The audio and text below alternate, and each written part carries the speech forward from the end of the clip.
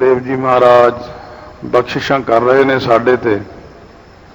श्री जपजी साहब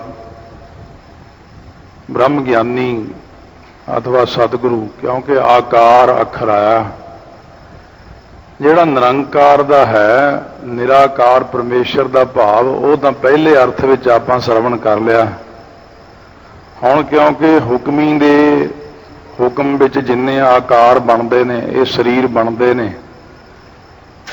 वो जिहड़े हुक्म नूं मन के हुक्मी दा आकार ही बन जाते ने। पहलां तो यह 10 स्वरूपां उत्ते ही आउणा कि 10 स्वरूप ब्रह्म दा आकार। वैसे तो निरंकार दा कोई आकार नहीं है, पर भट्ट कहते ने कि आप नारायण कला धार जग मह परवरियो, निरंकार आकार जोत जग मंडल करियो। ये निरंकार ने अपना आकार बनाया लोगों को सिक्ख्या देण वास्ते। वास्तव विच प्रकाश का कोई आकार नहीं हुंदा। प्रकाश निर्गुण ने सरगुण विच गुरु नानक देव रूप आकार बनाया अपना, 10 स्वरूप बनाए। सिक्ख्या जिहड़ी दित्ती गुरु ग्रंथ साहिब महाराज दे विच सारी सिक्ख्या, अते वचन कीता कि साडा हिरदा है, साडे हिरदे जनना गुरु ग्रंथ साहिब महाराज नूं, अते 5 ਸਿੰਘਾਂ नूं साडा रूप जानना, सारी संगत साडा रूप है। तो इस प्रकार महाराज सच्चे पातशाह ने बख्शिशां कीतियां कि हुक्मी जो हुक्म दे मनन वाले ने सतगुरु महाराज जी अथवा ब्रह्म ज्ञानी ने, इन्हां दे लिखे अनुसार जे हुक्म दे विच अकाल पुरख ने लिख दिता कि हुक्म लिख दुख, कि हुक्म ने लिख दिता अकाल पुरख ने अपने हुक्म विच कि जीव दुख प्राप्त करेगा। पर जे किते अचानक महात्मा दे मत्थे लग गया, हो सतगुरु दे कोल आ जावे, कोड़ी प्रेमा कोड़ी जिन्हों महाराज गुरु अमरदास जी ने तारिया, एक कोड़ी नूं गुरु नानक देव जी ने तारिया, जो उन्हां दे कर्मां दे विच दुख लिखिया होया सी, तां महाराज जी ने सुख रूप करके बना दिता उन्होंने। क्योंकि ये एक बड़ी वड्डी बख्शिश है। असीं सारे जाने लेखां दे मुताबक अपनी जिंदगी जिउंदे, लेख लिखे ने वाहिगुरु ने, लेख ना मिटाई है सखी जो लिखिया करतार। पर उन्हां लेखां नूं जिहड़ा भुगताउणा है, वो सतगुरु महाराज किरपा करते हैं। फिर लेख तो हुण लिखे गए, वो तो आपां लेखां दे अधीन हो गए हैं। सारी जिंदगी दुखों च कटनी बहुत औखी है। सो निरंकार ने ही फिर सतगुरु रूप तो धारण करके, जदों निरंकार ने देखिया कि नानक दुखी आ, सब संसार सारा संसार दुखी है, ताइयों निरंकार ने आकार बनाया। फिर अपना आकार बना के गुरु नानक देव जी का संसार के अंदर विचर के दुनिया के दुखों को दूर करने का दारू दिता उन्होंने। कि जिवें हुण एक आम बंदा बीमार हो जाए, कोई बीमारी लग जाए, सट लग जाए, जख्म हो जाए, या फोड़ा फिणसी हो जाए, जो मंजे ते पिया रहे, जे कहे आपे आप हट जाएगा, कोई लोड़ नहीं दवाई दी, वो वक्री गल है। नाम वालियां दी एक वक्री गल है, ये आम संसारी जीवां दा प्रमाण है। जे कोई कहे कि बिना दवाई तो आप ही हट जाऊगा, आप ही हट जू, चलो जख्म हो जाए आम, पहला लोग मिट्टी ला लिया करते, कोई पानी नाल धो लैंदा, कोई किवें, ਉਹਦਾ इलाज नहीं है। वो दिनों दिन जख्म ਵੱਧਦਾ ਜਾਂਦਾ, नुकसान ਹੁੰਦਾ ਜਾਂਦਾ। पर जे उठ के वो डॉक्टर को चलिया जाए, जां डॉक्टर नूं उत्थे भी लिया सकते हैं आपां, ਉਹਦਾ इलाज शुरू हो जाए, तां वो दुख विचों निकल जाता, फिर सुखी हो जाता। ਉਹਦੀ आधी व्याधि जिहड़ी आ वो डॉक्टर दवाई दे के ठीक करदा। ਸੋ ਇਸੇ ਪ੍ਰਕਾਰ ਜੇ ਆਪਾਂ ਕਹੀਏ ਸਾਰੇ ਜਾਣੇ ਕਿ ਘਰੇ ਬੈਠੇ ਹੀ ਠੀਕ ਹੋ ਜਾਏਗਾ ਸਭ ਕੁਝ, ਬਈ ਜੋ ਮੇਰੇ ਕਰਮਾਂ 'ਚ ਲਿਖਿਆ ਹੋਇਆ ਬਸ ਠੀਕ ਹੀ ਹੈ, ਜੇ ਇਹ ਗੱਲ ਹੋ ਜਾਏ ਘਰ ਬੈਠੇ ਹੀ ਸਾਰਾ ਕੁਝ ਹੋ ਜਾਣਾ, ਫਿਰ ਦੁਕਾਨਾਂ ਤੇ ਕਾਹਨੂੰ ਜਾਂਦੇ ਆਪਾਂ? ਫਿਰ ਘਰੇ ਬੈਠੇ ਹੀ ਮਾਇਆ ਆ ਜਾਵੇਗੀ, ਜਾਂ ਫਿਰ ਨੌਕਰੀਆਂ ਕਿਉਂ ਕਰਦੇ ਆ? ਫਿਰ ਤਾਂ ਘਰੇ ਹੀ ਆ ਜਾਏਗੀ ਮਾਇਆ, ਪਦਾਰਥ ਵੀ ਆ ਜਾਣਗੇ। ਪਰ ਸਤਿਗੁਰੂ ਮਹਾਰਾਜ ਕਹਿੰਦੇ ਜਦ ਸੰਸਾਰ ਦੇ ਹੋਰ ਕੰਮਾਂ ਲਈ ਉਦਮ ਕਰਦੇ ਆ ਆਪਾਂ, ਤੇ ਫਿਰ ਇਸ ਕੰਮ ਲਈ ਉਦਮ ਨਹੀਂ ਕਰਦੇ। ਚੱਲ ਕੇ ਸਤਿਗੁਰੂ ਦੇ ਪਾਸ ਜਾਓ, ਕੋਲ ਬੈਠੋ, ਬਹਿ ਕੇ ਉਪਦੇਸ਼ ਸੁਣੋ ਅਤੇ ਆਪਣੇ ਦਿਮਾਗ ਦੇ ਅੰਦਰੋਂ ਦੁਰਮਤ ਨੂੰ ਖੁਰਚ ਕੇ ਬਾਹਰ ਕੱਢੋ ਅਤੇ ਸਤਿਗੁਰੂ ਦੀ ਗੁਰਮਤ ਨੂੰ ਲਓ। ਗੁਰਮਤ ਨੂੰ ਲੈ ਕੇ, ਗੁਰੂ ਦੀ ਸਿੱਖਿਆ ਲੈ ਕੇ ਉਹਦੇ ਮੁਤਾਬਕ ਆਪਣੇ ਜੀਵਨ ਨੂੰ ਢਾਲ ਕੇ ਚੱਲੋ। ਫਿਰ ਤਾਂ ਗੁਰੂ ਨਾਨਕ ਦੇਵ ਜੀ ਕਹਿੰਦੇ ਜੇ ਕੋਈ ਭਾਈ ਕਿੰਨਾ ਵੀ ਦੁਖੀ ਹੋਵੇ, ਜੇ ਸਾਡੇ ਕੋਲ ਆ ਜਾਏ, ਹੁਕਮ ਲਿਖ ਦੁੱਖ, ਜੇ ਉਹਦੇ ਹੁਕਮ ਦੇ ਵਿੱਚ ਦੁੱਖ ਲਿਖਿਆ ਹੋਇਆ ਹੈ, ਸਾਡੀ ਸੰਗਤ ਕਰਕੇ ਕਦੇ ਵੀ ਦੁਖੀਆ ਬੰਦਾ ਦੁਖੀ ਨਹੀਂ ਰਹਿੰਦਾ, ਸੁਖ ਪਾਈਆ ਹੈ, ਉਹ ਸੁਖ ਦੀ ਪ੍ਰਾਪਤੀ ਕਰੇਗਾ। ਮਹਾਰਾਜ ਕਹਿੰਦੇ ਸਾਡੀ ਸੰਗਤ ਕਰ ਲਓ, ਸਾਧ ਸੰਗਤ ਵਿੱਚੋਂ ਕਿਸੇ ਦੀ ਸੰਗਤ ਕਰ ਲਓ, ਕਿਸੇ ਗੁਰਮੁਖ ਦੀ ਸੰਗਤ ਕਰ ਲਓ, ਕਿਸੇ ਬਾਣੀ ਪੜ੍ਹਨ ਵਾਲੇ ਦੀ ਸੰਗਤ ਕਰ ਲਓ, ਹੌਲੀ ਹੌਲੀ ਆਪਣੇ ਆਪ ਹੀ ਸੁਖ ਪਾਏਗਾ।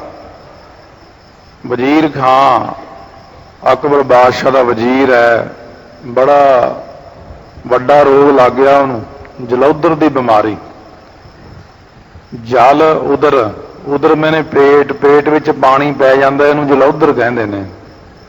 ਇੰਜੈਕਸ਼ਨ ਲਾ ਪਾਣੀ ਕੱਢੀ ਜਾਂਦੇ ਨੇ, ਛੇਤੀ ਕੀਤਿਆਂ ਇਲਾਜ ਨਹੀਂ ਹੁੰਦਾ ਇਹਦਾ, ਬੜਾ ਤਕਲੀਫ ਦੇ ਵਿੱਚ ਹੈ। ਪਲੰਘ ਦੇ ਉੱਤੇ ਬੈਠਾ, ਰਸਤਾ ਨਾਲ ਦੀ ਗਲੀ ਲੰਘਦੀ ਹੈ, ਉੱਥੋਂ ਆਉਣ ਜਾਣ ਵਾਲੇ ਨੂੰ ਦੇਖੀ ਜਾਂਦਾ, ਮੋਰੀ ਵਿੱਚੋਂ ਬੈਠਾ, ਪਰ ਦੁਖੀ ਹੈ। ਇਹਨਾਂ ਨੂੰ ਇੱਕ ਗੁਰਸਿੱਖ ਲੰਘਿਆ ਜਾ ਰਿਹਾ, ਉੱਚੀ ਉੱਚੀ ਪਾਠ ਕਰਦਾ ਸ੍ਰੀ ਸੁਖਮਨੀ ਸਾਹਿਬ ਦਾ। ਉਹਨੇ ਕੰਨਾਂ ਵਿੱਚ ਸੁਣਨਾ ਸ਼ੁਰੂ ਕੀਤਾ, ਮਨ ਨੂੰ ਕੁਛ ਸ਼ਾਂਤੀ ਆਈ, ਕੁਛ ਟਿਕਾ ਬਣਿਆ। ਪਹਿਰੇਦਾਰ ਨੂੰ ਕਹਿਣ ਲੱਗਿਆ ਬੁਲਾ ਕੇ ਲਿਆਓ ਗੁਰਸਿੱਖ ਨੂੰ। ਬੁਲਾ ਕੇ ਲਿਆਂਦਾ। ਸੋ ਉਸ ਵਕਤ ਕਹਿਣ ਲੱਗਿਆ ਕੀ ਕੰਮ ਕਰਦੇ ਹੋ? ਕਹਿੰਦੇ ਬਸ ਭਜਨ ਪਾਠ ਕਰੀਦਾ ਪਰਮੇਸ਼ਰ ਦਾ, ਜਿਵੇਂ ਕਿਵੇਂ ਗੁਜ਼ਾਰਾ ਚਲਾਉਂਦੇ ਆ ਆਪਣਾ। ਸੋ ਕਹਿਣ ਲੱਗਿਆ ਮੈਂ ਤੁਹਾਨੂੰ ਆਪਣੇ ਇੱਥੇ ਸਿਪਾਹੀ ਬਣਾ ਕੇ ਰੱਖਾਂਗਾ, ਤੁਸੀਂ ਮੈਨੂੰ ਪਾਠ ਸੁਣਾਇਆ ਕਰੋ ਸਾਰਾ ਦਿਨ। ਸੋ ਇਸ ਕਰਕੇ ਵਜ਼ੀਰ ਖਾਂ ਸਾਰਾ ਦਿਨ ਸ੍ਰੀ ਸੁਖਮਨੀ ਸਾਹਿਬ ਦਾ ਪਾਠ ਉਹਦੇ ਕੋਲੋਂ ਸੁਣਿਆ ਕਰੇ। ਗੁਰਸਿੱਖ ਦੀ ਸੰਗਤ ਕੀਤੀ ਹੈ, ਗੁਰਬਾਣੀ ਦੀ ਸੰਗਤ ਕੀਤੀ ਹੈ। ਗੁਰਬਾਣੀ ਗੁਰੂ ਅਰਜਨ ਦੇਵ ਜੀ ਦੀ ਹੈ, ਗੁਰੂ ਅਰਜਨ ਦੇਵ ਜੀ ਆਪ ਹੀ ਨੇ ਸੁਖਮਨੀ ਸਾਹਿਬ। ਤਾਂ ਵੇਖੋ ਉਹਨੂੰ ਬਹੁਤ ਆਰਾਮ ਆ ਗਿਆ। ਇੱਥੋਂ ਦੀ ਸ਼ੁਰੂਆਤ ਹੋਈ ਹੈ। ਇਹ ਭਾਈ ਕਿੰਨਾ ਦੀ ਕਲਾਮ ਹੈ? ਗੁਰੂ ਨਾਨਕ ਦੇਵ ਜੀ ਦੀ, ਇਹ ਗੁਰੂ ਅਰਜਨ ਦੇਵ ਜੀ ਨੇ ਲਿਖੀ ਹੈ। ਫਿਰ ਮੈਨੂੰ ਉੱਥੇ ਲੈ ਚੱਲ। ਹੁਣ ਗੁਰਬਾਣੀ ਉੱਥੇ ਲੈ ਜਾਂਦੀ ਹੈ ਜਿੱਥੋਂ ਆਈ ਹੁੰਦੀ ਹੈ। ਧੁਰ ਕੀ ਬਾਣੀ ਆਈ ਤਿਨ ਸਗਲੀ ਚਿੰਤ ਮਿਟਾਈ। ਇਹ ਗੁਰਬਾਣੀ ਗੁਰੂ ਅਰਜਨ ਦੇਵ ਜੀ ਨੇ ਪ੍ਰਗਟ ਕੀਤੀ। ਆਪਾਂ ਕਹਾਂਗੇ ਧੁਰ ਤੋਂ ਆਈ ਹੈ, ਇਹ ਧੁਰ ਵਾਲੇ ਆਪ ਹੀ ਨੇ। ਭਨ ਮਥਰਾ ਕੱਛ ਭੇਦ ਨਹੀਂ, ਗੁਰੂ ਅਰਜਨ ਪ੍ਰਤੱਖ ਹਰ। ਪ੍ਰਤੱਖ ਹਰੀ ਨੇ ਸ੍ਰੀ ਸੁਖਮਨੀ ਸਾਹਿਬ ਉਚਾਰਨ ਕੀਤਾ। ਜਦ ਮਹਾਰਾਜ ਦੇ ਚਰਨਾਂ 'ਚ ਪਹੁੰਚੇ, ਬੇਨਤੀ ਕੀਤੀ ਮੈਨੂੰ ਜਲੌਧਰ ਦੀ ਬਿਮਾਰੀ ਹੈ। ਇਹ ਦੇਖੋ ਹੁਕਮੀ ਹੋਵੇ ਨੇ ਆਕਾਰ ਵਿੱਚ ਗੱਲ ਆਉਣੀ ਹੈ ਸਾਰੀ। ਆਕਾਰ ਵਿੱਚ ਸਿੱਖ ਮਿਲਿਆ ਹੈ, ਆਕਾਰ ਵਿੱਚ ਬਾਣੀ ਮਿਲੀ ਹੈ, ਆਕਾਰ ਰੂਪ ਵਿੱਚ ਨਿਰੰਕਾਰ ਮਿਲੇ ਨੇ ਗੁਰੂ ਅਰਜਨ ਦੇਵ ਜੀ। ਅੱਗੇ ਉਹ ਕਹਿਣ ਲੱਗੇ ਗੁਰੂ ਅਰਜਨ ਦੇਵ ਜੀ ਕਹਿੰਦੇ ਸਾਨੂੰ ਤਾਂ ਪਤਾ ਨਹੀਂ, ਆ ਇੱਕ ਬਾਬਾ ਬੁੱਢਾ ਸਾਡੇ ਕੋਲੇ, ਇਹਨੂੰ ਮਿਲ ਲਓ, ਇਹਨੂੰ ਪੁੱਛ ਲਓ ਜੇ ਠੀਕ ਕਰਦਾ। ਉਹ ਬਾਬਾ ਬੁੱਢਾ ਜੀ ਰੁੱਖ ਭੰਜਣੀ ਬੇਰੀ ਕੋਲੋਂ ਟੋਕਰੇ ਕੱਢ ਰਹੇ ਸੀ। ਉਸ ਵਕਤ ਮਿੱਟੀ ਦੀ ਸੇਵਾ ਚੱਲ ਰਹੀ ਸੀ। ਵਜ਼ੀਰ ਖਾਂ ਜਾ ਕੇ ਕਹਿਣ ਲੱਗਿਆ ਮੈਨੂੰ ਜੀ ਮਹਾਰਾਜ ਨੇ ਭੇਜਿਆ, ਮੈਨੂੰ ਜੀ ਪੇਟ ਵਿੱਚ, ਹਾਲੇ ਅੱਧੀ ਕੀ ਗੱਲ ਕੀਤੀ, ਬਾਬਾ ਜੀ ਦੇ ਸਿਰ ਤੇ ਟੋਕਰਾ ਚੱਕਿਆ ਸੀ ਮਿੱਟੀ ਦਾ, ਮਿੱਟੀ ਦਾ ਭਰਿਆ ਭਰਾ ਟੋਕਰਾ ਉਹਦੇ ਪੇਟ ਤੇ ਮਾਰ ਕੇ ਕਹਿੰਦੇ ਭਾਜਾ ਇੱਥੋਂ, ਮੈਂ ਕਿਤੇ ਠੀਕ ਕਰਦਾ ਫਿਰਦਾ ਦੁਨੀਆ ਨੂੰ। ਉਹ ਜਿਉਂ ਹੀ ਟੋਕਰਾ ਮਾਰਿਆ ਪੇਟ ਦਾ ਸਾਰਾ ਪਾਣੀ ਨਿਕਲ ਗਿਆ। ਬੜਾ ਆਰਾਮ ਮਹਿਸੂਸ ਕੀਤਾ। ਕਹਿਣ ਲੱਗੇ ਜੀ ਮੈਂ ਤਾਂ ਠੀਕ ਹੋ ਗਿਆ। ਬਾਬਾ ਜੀ ਕਹਿੰਦੇ ਉਹ ਮੈਂ ਕਾਹਨੂੰ ਠੀਕ ਕੀਤਾ, ਉਹੀ ਠੀਕ ਕਰਨ ਵਾਲੇ ਆ, ਉਹਨਾਂ ਨੇ ਆਪ ਹੀ ਠੀਕ ਕੀਤਾ ਤੈਨੂੰ। ਫਿਰ ਆਪਣੇ ਪਿਆਰਿਆਂ ਨੂੰ ਵਡਿਆਈ ਦੇ ਦਿੰਦੇ ਨੇ ਵੀ ਉਹਨੇ ਠੀਕ ਕੀਤਾ। ਸੋ ਇਸ ਕਰਕੇ ਗੁਰਬਾਣੀ ਹੈ, ਗੁਰਸਿੱਖ ਦਾ ਮਿਲਾਪ ਹੈ। ਗੁਰਸਿੱਖ ਆਕਾਰ ਵਿੱਚ ਪਰਮੇਸ਼ਰ ਮਿਲਦਾ, ਸੰਗਤ ਦਾ ਆਕਾਰ ਹੈ, ਪਰਮੇਸ਼ਰ ਮਿਲਦਾ, ਸਤਿਗੁਰੂ ਮਹਾਰਾਜ ਮਿਲਦੇ ਹਨ ਤਾਂ ਗੁਰਸਿੱਖ ਦੇ ਦੁੱਖ ਦੂਰ ਹੁੰਦੇ ਹਨ। ਇੱਕ ਨਾ ਹੁਕਮੀ ਬਖਸ਼ੀਸ, ਇੱਕ ਨਾ ਨੂੰ ਜਿਹੜੇ ਹੁਕਮੀ ਹੁਕਮ ਨੂੰ ਮੰਨਣ ਵਾਲੇ ਨੇ, ਬ੍ਰਹਮ ਗਿਆਨੀ ਨੇ, ਉਹ ਆਪਣੇ ਹੁਕਮ ਦੇ ਅੰਦਰ ਬਖਸ਼ਿਸ਼ਾਂ ਕਰਦੇ ਨੇ ਬ੍ਰਹਮ ਵਿਦਿਆ ਦੀਆਂ। ਜੇ ਕੋਈ ਮਿਲ ਜਾਏ ਉਹਨਾਂ ਨੂੰ ਗੁਰਸਿੱਖ ਬ੍ਰਹਮ ਵਿਦਿਆ ਦੇ ਦਿੰਦੇ ਨੇ। ਬ੍ਰਹਮ ਗਿਆਨੀ ਕੋਲ ਇਹੀ ਵੱਡੀ ਚੀਜ਼ ਹੁੰਦੀ ਹੈ। ਜਾਂ ਆਪਣੇ ਹੁਕਮ ਦੇ ਵਿੱਚ ਹੁਕਮੀ ਜਦੋਂ ਆਪਣੇ ਬੰਦਿਆਂ ਨੂੰ ਭੇਜਦਾ ਹੈ ਤਾਂ ਨਾਮ ਦੀ ਦਾਤ ਬਖਸ਼ਿਸ਼ ਕਰਦੇ ਨੇ। ਸਤਿਗੁਰੂ ਮਹਾਰਾਜ ਦੀ ਕਿਰਪਾ ਹੋ ਜਾਂਦੀ, ਉਹਨਾਂ ਦੀ ਬਖਸ਼ੀਸ਼ ਹੁੰਦੀ ਉਹਨਾਂ ਦੇ ਉੱਤੇ। ਕਿਉਂਕਿ ਆਮ ਆਪਾਂ ਕਿਸੇ ਵੀ ਵੱਡੇ ਬੰਦੇ ਨੂੰ ਮਿਲਾਂਗੇ ਉਹਦੇ ਕੋਲ ਸੰਸਾਰੀ ਕੰਮ ਲੈ ਸਕਦੇ ਹਾਂ, ਪਰ ਜਦੋਂ ਕਿਸੇ ਸੰਪੂਰਨਤਾ ਵਾਲੇ ਨੂੰ ਮਿਲਦੇ ਹਾਂ ਉਦੋਂ ਉਹਦੇ ਕੋਲੋਂ ਬਹੁਤ ਵੱਡੀ ਦਾਤ ਮਿਲ ਜਾਂਦੀ। ਸੁਭਾਵਕ ਤੁਰੇ ਜਾਂਦੇ, ਕੋਈ ਸੁਤੇ ਸਿੱਧੀ ਬਚਨ ਕਰ ਜਾਂਦੇ ਨੇ। ਉਹਨਾਂ ਦਾ ਕਿਹਾ ਹੋਇਆ ਲੋਕ ਅਤੇ ਪਰਲੋਕ ਵਿੱਚ ਬਿਲਕੁਲ ਪੂਰਾ ਹੋ ਜਾਂਦਾ। ਉਹਨਾਂ ਦੀ ਸੰਗਤ ਕਰਨ ਦਾ ਇਹ ਭਾਵ ਹੋ ਜਾਂਦਾ। ਰੱਬ ਦੇ ਪਿਆਰੇ ਬਖਸ਼ਿਸ਼ਾਂ ਕਰ ਦਿੰਦੇ ਨੇ। ਤੁਰਿਆਂ ਜਾਂਦਿਆਂ ਉੱਤੇ, ਤੁਰੇ ਤੁਰੇ ਜਾਂਦੇ ਕਿਰਪਾ ਕਰਦੇ ਜੀਵਾਂ ਦੇ ਉੱਤੇ। ਸੋ ਇਕਨਾਂ ਦੇ ਵਿੱਚ ਹੁਕਮੀ ਜਿਹੜੇ ਹੁਕਮ ਨੂੰ ਮੰਨਣ ਵਾਲੇ ਨੇ, ਤੁਰੇ ਜਾਂਦੇ ਨੇ ਬੰਨ ਲਏ ਰੱਸੇ ਨਾਲ ਹੁਕਮੀ ਬੰਦੇ ਨੂੰ। ਕੀ ਨੇ? ਰਾਹ ਵਿੱਚ ਲੁੱਟਣ ਵਾਲੇ ਨੇ। ਕਹਿਣ ਲੱਗੇ ਭਾਈ ਇੰਨਾ ਲੁੱਟਦਾ ਮਾਰਦਾ ਬੰਦੇ, ਇਹ ਤੇਰੇ ਕੰਮ ਵੀ ਆਉਂਦੇ ਕਿਸੇ? ਇਹ ਪਰਲੋਕ ਵਿੱਚ ਲੇਖਾ ਹੁੰਦਾ, ਫਿਰ ਇਹ ਜਿਨ੍ਹਾਂ ਵਾਸਤੇ ਲੁੱਟ ਕੇ ਲਿਜਾਨਾ ਉਹ ਕੰਮ ਵੀ ਆਉਣਗੇ। ਕਹਿੰਦੇ ਜੀ ਮੈਂ ਪੁੱਛ ਕੇ ਆਉਣਾ ਜਾ ਕੇ। ਉਹਨਾਂ ਨੂੰ ਰੱਸੇ ਨਾਲ ਬੰਨ੍ਹ ਕੇ ਮਹਾਤਮਾ ਨੂੰ ਘਰੇ ਜਾ ਕੇ ਪੁੱਛਿਆ, ਪਿਤਾ ਜੀ ਪਰਲੋਕ ਵਿੱਚ ਤੁਸੀਂ ਮੇਰਾ ਸਾਥ ਦਿਓਗੇ? ਕਹਿੰਦੇ ਮੈਂ ਤਾਂ ਤੇਰੇ ਨਾਲੋਂ ਪਹਿਲਾਂ ਹੀ ਚਲੇ ਜਾਣਾ, ਨਾਲੇ ਮੈਂ ਕਿਉਂ ਸਾਥ ਦੇਵਾਂ ਤੇਰਾ? ਮੈਂ ਤੈਨੂੰ ਪਾਲਿਆ ਪਰੋਸਿਆ ਵੱਡਾ ਕੀਤਾ। ਮਾਤਾ ਕਹਿੰਦੀ ਮੈਂ ਵੀ ਨਹੀਂ ਸਾਥ ਦੇਣਾ। ਪਤਨੀ ਕਹਿੰਦੀ ਮੈਂ ਕੀ ਕਰਾਂ, ਜਿੱਥੋਂ ਮਰਜ਼ੀ ਲਿਆਓ, ਮੈਂ ਕਿਹੜਾ ਤੁਹਾਨੂੰ ਕਿਹਾ ਗੁਨਾਹ ਕਰੋ। ਜਦੋਂ ਪਰਿਵਾਰ ਦਾ ਕੋਈ ਮੈਂਬਰ ਮੰਨਿਆ ਹੀ ਨਹੀਂ ਤਾਂ ਮਨ ਨੂੰ ਬੜੀ ਸੱਟ ਵੱਜੀ। ਮੈਂ ਐਵੇਂ ਬੰਦੇ ਮਾਰਦਾ ਫਿਰਦਾ, ਐਵੇਂ ਲੁੱਟਾਂ ਖੁੱਟਾਂ ਕਰਦਾ ਫਿਰਦਾ, ਜਦ ਤੁਸੀਂ ਮੇਰਾ ਪਰਲੋਕ ਕਿਸੇ ਨੇ ਸਾਥ ਨਹੀਂ ਦੇਣਾ। ਵਾਪਸ ਆ ਕੇ ਮਹਾਤਮਾ ਨੂੰ ਕਹਿਣ ਲੱਗੇ ਮੈਂ ਨਹੀਂ ਕਰਦਾ ਇਹੋ ਜਿਹੇ ਕੰਮ। ਕਹਿੰਦੇ ਕਿਉਂ? ਉਹ ਮੇਰਾ ਸਾਥ ਦੇਣ ਨੂੰ ਕੋਈ ਤਿਆਰ ਹੀ ਨਹੀਂ ਪਰਲੋਕ ਵਿੱਚ। ਤਾਂ ਮਹਾਤਮਾ ਕਹਿੰਦੇ ਫਿਰ ਜਦ ਤੇਰਾ ਕੋਈ ਸਾਥ ਨਹੀਂ ਦਿੰਦਾ ਪਰਲੋਕ ਦੇ ਵਿੱਚ, ਇੱਥੇ ਹੀ ਮੁੱਕਰੀ ਜਾਂਦੇ ਨੇ, ਤਾਂ ਤੂੰ ਇਹਨਾਂ ਲਈ ਬੰਦਾ ਮਾਰ ਦਿੰਦਾ, ਇਹਨਾਂ ਵਾਸਤੇ ਏਡੇ ਵੱਡੇ ਗੁਨਾਹ ਕਰਦਾ, ਤਾਂ ਤੈਨੂੰ ਇਹ ਗੁਨਾਹ ਨਹੀਂ ਕਰਨੇ ਚਾਹੀਦੇ। ਕਹਿਣ ਲੱਗੇ ਸਤ ਵਚਨ, ਫਿਰ ਮੈਂ ਕੀ ਕਰਾਂ? ਕਹਿੰਦੇ ਤੂੰ ਇੱਥੇ ਬਹਿ ਕੇ ਰਾਮ ਰਾਮ ਜਪਿਆ ਕਰ। ਦਿੱਤਾ ਤਾਂ ਉਲਟਾ ਜਾਪ ਹੀ ਸੀ ਮਰਾ ਮਰਾ ਦਾ, ਉਹ ਉਲਟ ਕੇ ਰਾਮ ਰਾਮ ਬਣ ਗਿਆ। ਸੋ ਇਸ ਕਰਕੇ ਉਹ ਰਾਮ ਰਾਮ ਰਾਮ ਰਾਮ ਜਪਦਿਆਂ ਜਪਦਿਆਂ ਇੱਕ ਬ੍ਰਹਮ ਗਿਆਨ ਤੱਕ ਅਵਸਥਾ ਚਲੀ ਗਈ। ਬ੍ਰਹਮ ਗਿਆਨੀ ਬਣ ਗਏ। 10,000 ਵਰ੍ਹਾ ਪਹਿਲਾਂ ਹੀ ਰਮਾਇਣ ਲਿਖ ਦਿੱਤੀ ਉਹਨਾਂ ਨੇ। ਸੋ ਇਸ ਕਰਕੇ ਐਸੇ ਮਹਾਨ ਪੁਰਸ਼ ਕਾਹਦੇ ਨਾਲ ਬਣੇ ਨੇ? ਜੇ ਉਹਨਾਂ ਨੂੰ ਅੱਗੋਂ ਪਹਿਲਾਂ ਕੋਈ ਮਹਾਤਮਾ ਮਿਲਿਆ, ਜੇ ਉਹਨਾਂ ਨੂੰ ਕਿਸੇ ਨੇ ਨਾਮ ਜਪਣ ਲਾਇਆ, ਤਾਂ ਸਤਿਗੁਰੂ ਮਹਾਰਾਜ ਕਹਿੰਦੇ ਇਕਨਾਂ ਦੇ ਉੱਤੇ ਹੁਕਮ ਵਿੱਚ ਬਖਸ਼ਿਸ਼ ਹੁੰਦੀ ਹੈ,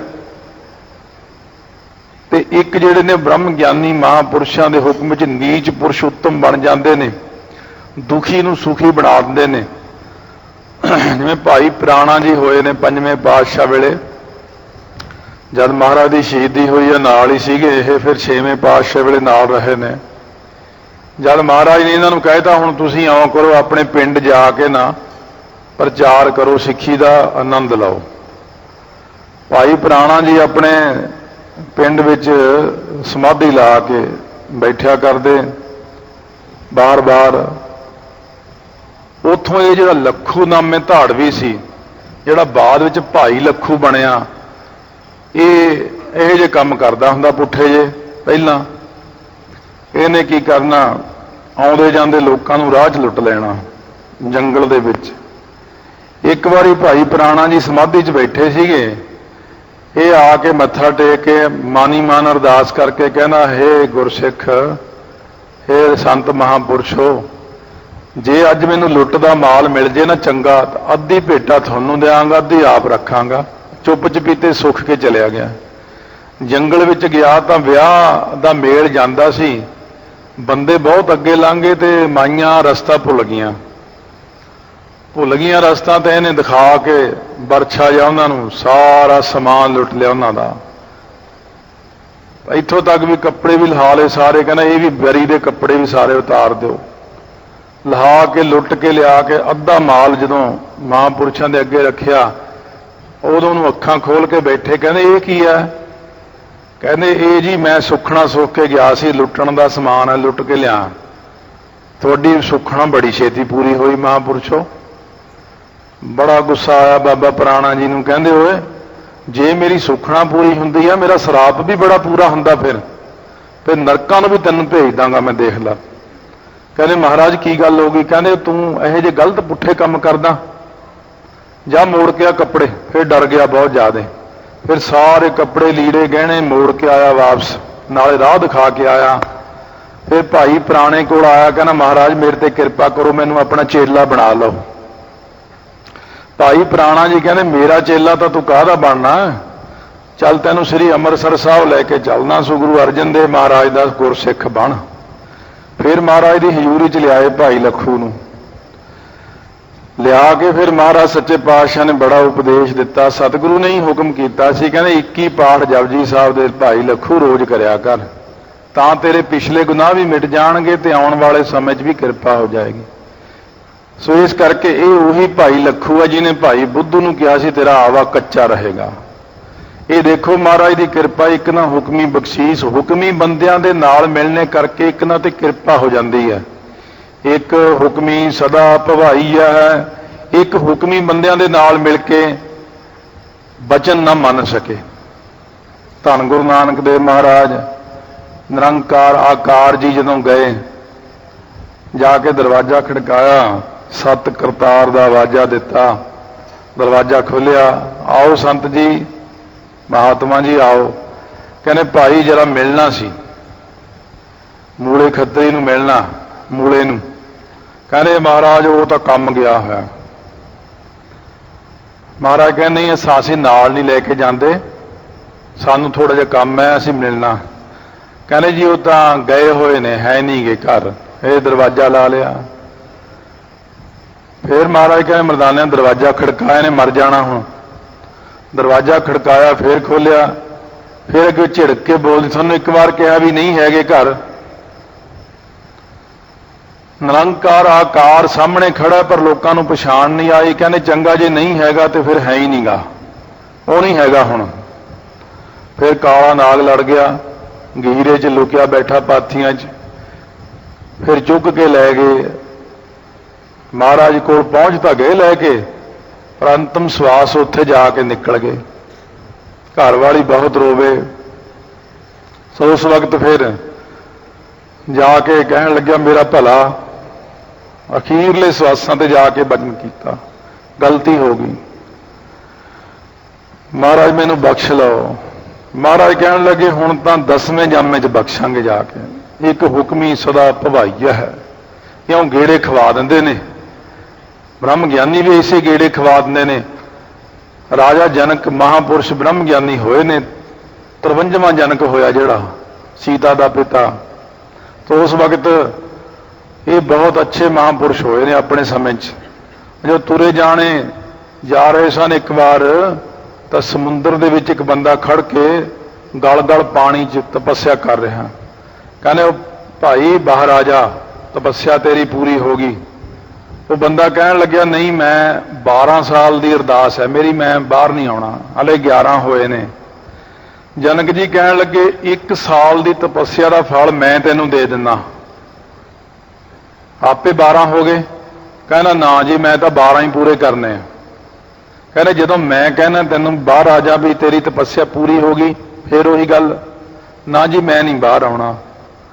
ਕਹਿੰਦੇ ਚੰਗਾ ਫਿਰ ਪਾਣੀ ਦਾ ਹੀ ਮਗਰਮੱਛ ਬਣ ਜਾ, ਪਾਣੀ 'ਚ ਹੀ ਰਹਿ ਤੂੰ, ਸਰਾਪ ਹੋ। ਅਕਾਲ ਪੁਰਖ ਹੀ ਤੈਨੂੰ ਬਖਸ਼ਣਗੇ। ਜਦ ਕਲਯੁਗ ਦੇ ਵਿੱਚ ਗੁਰੂ ਨਾਨਕ ਦੇ ਰੂਪ 'ਚ ਆਉਣਗੇ ਨਾ, ਉਦੋਂ ਤੂੰ ਬਖਸ਼ਿਆ ਜਾਏਗਾ ਜਾ ਕੇ। ਇੱਕ ਹੁਕਮੀ ਸਦਾ ਭਵਾਈ ਹੈ, ਉਹ ਜਿਉਂ ਪਾਣੀ 'ਚ ਘੁੰਮਣ ਲੱਗਿਆ ਲੈ ਕੇ ਤ੍ਰੇਤੇ ਤੋਂ ਕਲਯੁਗ ਤੱਕ ਪਾਣੀ ਦਾ ਮੱਛ। ਜਦ ਮਹਾਰਾਜ ਲੰਕਾ ਨੂੰ ਗਏ ਨੇ ਤਾਂ ਰਸਤੇ ਵਿੱਚ ਕੀ ਹੋਇਆ, ਇੱਕ ਜਗ੍ਹਾ ਧਰਤੀ ਜੇ ਆ ਗਈ, ਤੁਰਨ ਲੱਗ ਪਿਓ ਤੇ ਮਰਦਾਨਾ ਕਹਿੰਦਾ ਮਹਾਰਾਜ ਧਰਤੀ ਆ ਗਈ। ਕਹਿੰਦੇ ਕਾਹਨੂੰ ਮਰਦਾਨਿਆ, ਹੁਣੇ ਪਤਾ ਲੱਗ ਜਾਣਾ ਤੈਨੂੰ। ਜਦ ਮਗਰਮੱਛ ਦੇ ਮੂੰਹ ਕੋਲ ਚਲੇ ਗਏ, ਤੁਰਦੇ ਤੁਰਦੇ, ਬਹੁਤ ਲੰਬਾ ਮਗਰਮੱਛ ਸੀ ਉਹ, ਕਈ ਮੀਲ ਲੰਬੇ ਹੁੰਦੇ ਨੇ ਕਈ ਮਗਰਮੱਛ, ਜਿਹੜੇ ਗਹਿਰੇ ਸਮੁੰਦਰਾਂ ਦੇ ਮਗਰਮੱਛ ਨੇ। ਡਰ ਗਿਆ ਮਹਾਰਾਜ, ਇਹ ਤਾਂ ਮਗਰਮੱਛ ਹੈ, ਖਾ ਜਾਏਗਾ। ਕਹਿੰਦੇ ਨਹੀਂ ਮਰਦਾਨੇ, ਇਹਦੇ ਕਰਕੇ ਇਸ ਰਸਤੇ ਆਉਣਾ ਪਿਆ ਆਪਾਂ ਨੂੰ। ਇਹ ਵਿਚਾਰਾ ਤ੍ਰੇਤੇ ਦਾ ਇੱਥੇ ਪਿਆ ਹੈ ਪਾਣੀ ਦੇ ਵਿੱਚ। ਸੋ ਉਸ ਵਕਤ ਜਦੋਂ ਮਹਾਰਾਜ ਨੇ ਚਰਨ ਪਾਏ, ਉਹਦੇ ਸਿਰ ਦੇ ਉੱਪਰ ਪਹੁੰਚ ਗਏ, ਮਗਰਮੱਛ ਦੀ ਸੁਰਤੀ ਪੁਰਾਣੀ ਖੁੱਲ੍ਹ ਗਈ। ਫਿਰ ਆਵਾਜ਼ ਬੰਦਿਆਂ ਵਾਂਗੂ ਦੇ ਕੇ ਕਹਿੰਦਾ ਬਖਸ਼ ਲਓ ਮਹਾਰਾਜ, ਹੁਣ ਮੈਨੂੰ ਬਖਸ਼ ਲਓ, ਮੈਂ ਬਹੁਤ ਰਹਿ ਲਿਆ ਪਾਣੀ ਵਿੱਚ। ਗੁਰੂ ਨਾਨਕ ਦੇਵ ਜੀ ਕਹਿਣ ਲੱਗੇ 8 ਪਹਿਰ ਤੇਰੇ ਬਾਕੀ ਨੇ ਭਾਈ ਹੁਣ ਸਰੀਰ ਛੱਡਣ 'ਚ, ਤੇ 8 ਪਹਿਰ ਅਸੀਂ ਤੇਰੇ ਉੱਤੇ ਹੀ ਚੌਂਕੜਾ ਲਾ ਕੇ ਬੈਠੇ ਰਹਾਂਗੇ, ਤੇ ਤੂੰ 8 ਪਹਿਰ ਤੱਕ ਹੁਣ ਆਖੀ ਚੱਲ ਵਾਹਿਗੁਰੂ ਵਾਹਿਗੁਰੂ ਵਾਹਿਗੁਰੂ ਵਾਹਿਗੁਰੂ ਵਾਹਿਗੁਰੂ। 8 ਪਹਿਰ ਜਾਪ ਕਰਾਇਆ ਗੁਰੂ ਨਾਨਕ ਦੇਵ ਜੀ ਨੇ। ਜਦੋਂ ਐਨ ਅੰਤਮ ਸਮਾਂ ਆ ਗਿਆ, ਸਤਿਗੁਰੂ ਮਹਾਰਾਜ ਕਹਿੰਦੇ ਲੈ ਭਾਈ ਹੁਣ ਤੂੰ ਸਿੱਧਾ ਸੱਚਖੰਡ ਚਲਿਆ ਜਾਏਗਾ, ਕਿਉਂਕਿ ਗੁਰੂ ਨਾਨਕ ਨੂੰ ਤੂੰ ਗੁਰੂ ਧਾਰਿਆ, ਗੁਰ ਮੰਤਰ ਜਪਿਆ। ਇਸ ਕਰਕੇ ਜਿਹੜੇ ਹੁਕਮ ਦੇ ਵਿੱਚ ਨਹੀਂ ਨਾ ਚੱਲਦੇ, ਉਹਨਾਂ ਨੂੰ ਮਹਾਰਾਜ ਫਿਰ ਕਹਿੰਦੇ ਨੇ ਭੁਆਂਟਣੀਆਂ ਖਾਣੀਆਂ ਪੈਂਦੀਆਂ, ਘੁੰਮਣਾ ਪੈਂਦਾ, ਭਟਕਣਾ ਪੈਂਦਾ 84 ਦੇ ਗੇੜੇ ਵਿੱਚ। ਇੱਕ ਨਾ ਉੱਤੇ ਹੋਰ ਪ੍ਰਕਾਰ ਦੀ ਕਿਰਪਾ ਕਰਦੇ ਨੇ, ਇੱਕ ਨਾ ਹੁਕਮੀ ਬਖਸ਼ੀਸ, ਇੱਕ ਹੁਕਮੀ ਸਦਾ ਭਵਾਈਆ ਹੈ, ਭਵਾਉਣਾ ਭਾਵ ਘੁਮਾ ਲੈਣਾ। ਇੱਕ ਨਾ ਉੱਤੇ ਕਿਰਪਾ ਕਰਕੇ ਸੰਸਾਰ ਵੱਲੋਂ, ਮਾੜੇ ਕੰਮਾਂ ਵੱਲੋਂ, ਜਿਵੇਂ ਭਾਈ ਬਿਧੀ ਚੰਦ ਨੂੰ ਭਾਈ ਅਦਲੀ ਨੇ ਘੁਮਾ ਲਿਆ। ਸਾਰਿਆਂ ਨੂੰ ਸਾਖੀ ਦਾ ਪਤਾ ਹੀ ਹੈ, ਭਾਈ ਬਿਧੀ ਚੰਦ ਮੱਝਾਂ ਗਾਵਾਂ ਦੀਆਂ ਚੋਰੀ ਕਰਕੇ ਲਿਆ ਰਹੇ ਸੀ। ਭਾਈ ਅਦਲੀ ਨੇ ਆਪਣੇ ਸ਼ਕਤੀ ਨਾਲ ਹੀ ਬਦਲ ਦਿੱਤੀਆਂ ਸੀ ਸਾਰੀਆਂ। ਭਾਈ ਬਿਧੀ ਚੰਦ ਚਰਨੀ ਪੈ ਗਿਆ ਮੇਰੀ ਜਾਨ ਬਚਾਓ, ਤਾਂ ਭਾਈ ਬਿਧੀ ਚੰਦ ਦੀ ਬੁੱਧੀ ਨੂੰ ਹੀ ਘੁਮਾ ਦਿੱਤਾ ਉਹਨਾਂ ਨੇ। ਕਹਿੰਦੇ ਜੇ ਚੋਰੀਆਂ ਛੱਡੇਗਾ, ਸਿਮਰਨ ਕਰਨ ਲੱਗੇਗਾ, ਤਾਂ ਅਸੀਂ ਤੈਨੂੰ ਬਚਾਵਾਂਗੇ। ਉਸ ਵਕਤ ਗੁਰਮੁਖਾਂ ਨੇ ਕਿਰਪਾ ਕੀਤੀ, ਭਾਈ ਅਦਲੀ ਨੇ ਭਾਈ ਬਿਧੀ ਚੰਦ ਨੂੰ ਬਚਾਇਆ ਤੇ ਉਹਦੀ ਬਿਰਤੀ ਨੂੰ ਘੁਮਾ ਦਿੱਤਾ। ਫਿਰ ਗੁਰੂ ਅਰਜਨ ਦੇਵ ਦੇ ਚਰਨਾਂ 'ਚ ਆਏ, ਮੱਥਾ ਟੇਕਿਆ, ਨਾਮ ਦੀਆਂ ਦਾਤਾਂ ਪ੍ਰਾਪਤ ਹੋਈਆਂ, ਤਾਂ ਕਿੱਡੇ ਵੱਡੇ ਮਹਾਨ ਸੇਵਕ ਬਣੇ ਨੇ। ਹੁਕਮ ਹੈ ਅੰਦਰ ਸਭ ਕੋ। ਜਿਹੜੇ ਬ੍ਰਹਮ ਗਿਆਨੀ ਮਹਾਂਪੁਰਸ਼ ਹੁੰਦੇ ਨੇ, ਉਹਨਾਂ ਦੇ ਹੁਕਮ ਵਿੱਚ ਹੀ ਸਾਰਾ ਕੁਝ ਹੁੰਦਾ। ਜਿਵੇਂ ਸੰਤ ਬਾਬਾ ਸੁੰਦਰ ਸਿੰਘ ਜੀ ਖਾਲਸਾ ਕਥਾ ਕਰਦੇ ਸੀ, 4 ਘੰਟੇ ਕਥਾ ਕਰਦੇ ਰਹੇ, ਕੋਈ ਹਿੱਲਿਆ ਹੀ ਨਹੀਂ। ਇਹ ਬੋਪਾ ਰਾਏ ਪਿੰਡ ਦੀ ਗੱਲ ਹੈ। ਜਦ ਨਾ ਹਿੱਲਿਆ ਤਾਂ ਇੰਨੀ ਸੰਗਤ ਸੀ, ਤਿਲ ਸਿੱਟਣ ਨੂੰ ਥਾਂ ਨਹੀਂ ਸੀ। ਬਾਅਦ ਵਿੱਚ ਕਈ ਕਹਿਣ ਜੀ ਤੁਸੀਂ ਅੱਜ ਇੰਨਾ ਸਮਾਂ ਲਾਤਾ, ਕੋਈ ਬੋਲਿਆ ਤੱਕ ਨਹੀਂ। ਮਹਾਂਪੁਰਸ਼ ਕਹਿੰਦੇ ਬ੍ਰਹਮ ਗਿਆਨ ਭਾਈ ਜਦੋਂ ਹੋ ਜਾਂਦਾ ਨਾ, ਉਦੋਂ ਬ੍ਰਹਮ ਗਿਆਨੀ ਦੀ ਮੁੱਠੀ ਵਿੱਚ ਹੀ ਹੁੰਦਾ ਮਨ ਸਾਰਿਆਂ ਦਾ। ਜਿੱਧਰ ਨੂੰ ਮਰਜ਼ੀ ਪ੍ਰੇਰ ਦਈਏ ਅਸੀਂ, ਜਿੱਧਰ ਨੂੰ ਮਰਜ਼ੀ ਘੁਮਾ ਦਈਏ, ਜਿਹਨੂੰ ਮਰਜ਼ੀ ਘੁਮਾ ਦਈਏ, ਕਿ ਇੰਨੀ ਸ਼ਕਤੀ ਹੋ ਜਾਂਦੀ, ਇੰਨੀ ਪਾਵਰ ਦੇ ਮਾਲਕ ਹੋ ਜਾਂਦੇ ਨੇ ਕਿ ਉਹਨਾਂ ਦੇ ਅੰਦਰ ਹਉਮੈ ਤਾਂ ਰਹਿੰਦੀ ਹੀ ਨਹੀਂ। ਹਉਮੈ ਜਿੱਥੇ ਨਹੀਂ, ਉੱਥੇ ਪਰਮੇਸ਼ਰ ਆਪ ਹੈ। ਇਸ ਕਰਕੇ ਉਹਨਾਂ ਦੇ ਹੁਕਮ ਦੇ ਅੰਦਰ ਸਾਰੀ ਸ੍ਰਿਸ਼ਟੀ ਹੋ ਜਾਂਦੀ ਹੈ। ਬਾਹਰ ਹੁਕਮ ਨਾ ਕੋਏ, ਉਹਨਾਂ ਦੇ ਹੁਕਮ ਤੋਂ ਬਾਹਰ 84 ਲੱਖ ਜੂਨ, ਦੇਵਤੇ ਕੀ ਦੈਂਤ ਕੀ, ਸਾਰੇ ਜਾਣੇ ਉਹਨਾਂ ਦੇ ਹੁਕਮ ਦੇ ਵਿੱਚ ਹੋ ਜਾਂਦੇ ਨੇ। ਜਿਹੜੀਆਂ ਉਹਨਾਂ ਦੀ ਇੰਦਰੀਆਂ ਨੇ, ਇਹ ਵੀ ਉਹਨਾਂ ਦੇ ਹੁਕਮ ਵਿੱਚ ਹੁੰਦੀਆਂ ਨੇ। ਹੁਣ ਆਪਣੀਆਂ ਅੱਖਾਂ ਆਪਣੇ ਹੁਕਮ ਵਿੱਚ ਨਹੀਂ ਹੈਗੀਆਂ, ਆਪਾਂ ਆਪਣੀਆਂ ਅੱਖਾਂ ਨੂੰ ਰੋਕ ਨਹੀਂ ਸਕਦੇ, ਕੰਨਾਂ ਨੂੰ ਨਹੀਂ ਰੋਕ ਸਕਦੇ, ਜ਼ੁਬਾਨ ਨੂੰ ਨਹੀਂ ਰੋਕ ਸਕਦੇ, ਮਨ ਨੂੰ ਨਹੀਂ ਰੋਕ ਸਕਦੇ। ਆਪਣੇ ਤੋਂ ਬਾਹਰ ਆਕੀ ਹੋਏ ਬੈਠੇ ਸਾਰੇ ਜਾਣੇ, ਜਿੱਥੇ ਜੀ ਕਰਦਾ ਚਲੇ ਜਾਂਦੇ ਨੇ, ਜੋ ਜੀ ਕਰਦਾ ਸਵਾਦ ਲੈਂਦੇ ਨੇ। ਬੜਾ ਰੋਕਦੇ ਆ ਮਨ ਨੂੰ ਵੀ ਬਾਣੀ ਸੁਣ, ਫਿਰ ਵੀ ਬਾਹਰ ਦੌੜਦਾ। ਪਰ ਜਿਹੜਾ ਬ੍ਰਹਮ ਗਿਆਨੀ ਬਣ ਜਾਂਦਾ, ਜਿਹਦੇ ਉੱਤੇ ਕਿਰਪਾ ਹੋ ਜਾਂਦੀ ਹੈ ਗੁਰੂ ਅਰਜਨ ਦੇਵ ਮਹਾਰਾਜ ਦੀ, ਗੁਰੂ ਨਾਨਕ ਦੇਵ ਜੀ ਦੀ। ਉਹ ਜਿਹੜੇ ਬ੍ਰਹਮ ਗਿਆਨੀ ਨੇ ਉਹਨਾਂ ਦਾ ਮਨ ਕਿਤੇ ਨਹੀਂ ਜਾਂਦਾ ਨਾ ਆਉਂਦਾ। ਸਾਰੀਆਂ ਇੰਦਰੀਆਂ, ਪ੍ਰਾਣ, ਮਨ, ਹਰੇਕ ਚੀਜ਼ ਉਹਨਾਂ ਦੇ ਹੁਕਮ ਦੇ ਅੰਦਰ ਹੋ ਜਾਂਦੀ ਹੈ। ਜਿਤ ਲਾਈਆਂ ਤਿਤ ਲੱਗਦੀਆਂ ਨੇ ਖਿੰਜੋ ਤਾੜਾ। ਖਿੰਜੋ ਤਾੜਾ ਨਹੀਂ ਹੁੰਦਾ ਆਪਣਾ, ਤਾਂ ਖਿੰਜੋ ਤਾੜਾ ਹੀ ਚੱਲਦਾ ਰਹਿੰਦਾ ਵੀ ਮੈਂ ਉਧਰ ਦੇਖਣਾ ਨਹੀਂ, ਫਿਰ ਅੱਖਾਂ ਦੇਖਦੀਆਂ ਨੇ, ਮੈਂ ਉਹ ਖਾਣਾ ਨਹੀਂ, ਫਿਰ ਖਾਣ ਲੱਗ ਜਾਂਦੇ। ਨਾਨਕ ਹੁਕਮ ਹੈ ਜੇ ਬੁੱਝੈ, ਬੁੱਝੈ ਪਾਠ ਹੈ, ਬੁਝੈ। ਮੋਮਬੱਤੀ ਬੁਝਦੀ ਹੈ, ਬਿਜਲੀ ਬੁਝਦੀ ਹੈ, ਬੱਲਬ ਬੁਝ ਗਿਆ, ਤ੍ਰਿਸ਼ਨਾ ਬੁਝਦੀ ਹੈ। ਇਹ ਬੁਝਣ ਵਾਲੀਆਂ ਚੀਜ਼ਾਂ ਜਿੱਥੇ ਆਉਣਗੀਆਂ ਉੱਥੇ ਪੋਲਾ ਅੱਖਰ ਹੈ ਬੁਝ, ਬੁਝ ਗਿਆ। ਜਿੱਥੇ ਬੁੱਝੈ ਸਮਝਣ ਦਾ ਵਾਚਕ ਹੈ ਤਾਂ ਉੱਥੇ ਆਪਾਂ ਨੇ ਬੁੱਝੈ ਤਾਂ ਇਹਨੂੰ ਝੱਜੇ ਦੇ ਉੱਤੇ ਤੇ ਬੱਬੇ ਤੇ ਅਧਿਕ ਲਾ ਕੇ ਬੁੱਝੈ। ਨਾਨਕ ਹੁਕਮ ਹੈ ਜੇ ਬੁੱਝੈ, ਜੇ ਕੋਈ ਹੁਕਮ ਨੂੰ ਸਮਝ ਲਵੇ, ਜੇ ਕੋਈ ਬੁੱਝ ਲਵੇ, ਜੇ ਕੋਈ ਇਸ ਹੁਕਮ ਨੂੰ ਇਉਂ ਬੁੱਝ ਲਏ ਕਿ ਨਾਨਕ ਬ੍ਰਹਮ ਗਿਆਨੀ ਆਪ ਪਰਮੇਸ਼ਰ